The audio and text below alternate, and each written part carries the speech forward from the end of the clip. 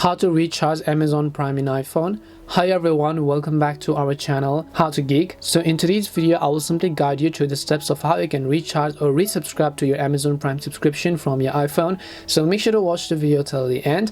Now if you have an Amazon Prime or Prime Video subscription and your membership just ended and you want to recharge it again, well, how can you do that? Well, the very first thing you have to understand is that there isn't a recharge button on Prime Video, because as long as a payment method are added correctly, you're going to get deducted automatically every month after your membership has ended. The next month it is going to renew automatically as long as the payment method is valid, and then you have some money or balance in it. To check that, if you are on the Prime Video application, just try to launch the Prime Video app. Then you can tap on the My Stuff button from the bottom right. Tap on the gear icon from the top right hand side of the screen, then go to the option called My Account, and in this case you'll find the option called Manage Your Prime Membership and so on. You should be able to see your membership details, and then you can check whether your card is still valid or not. If your card is still there, it means that your membership is still active.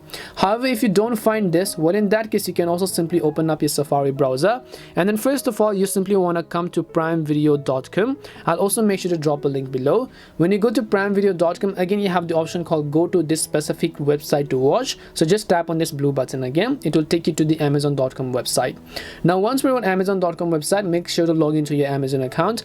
Tap on the profile icon from the top right, and then here you have to look for the option called Your Membership and Subscriptions. So just go to Your Membership and Subscription. So basically when you go to Your Membership and Subscription, you'll be able to see your current plan. If your payment method is still correct, and if the changes to this payment method also updates your payment method for all Prime Video channel subscription, it means that your subscription is still active and that you don't need to recharge it. Only if your payment method says invalid or just some kind of error like that, in that case you can select Prime membership settings.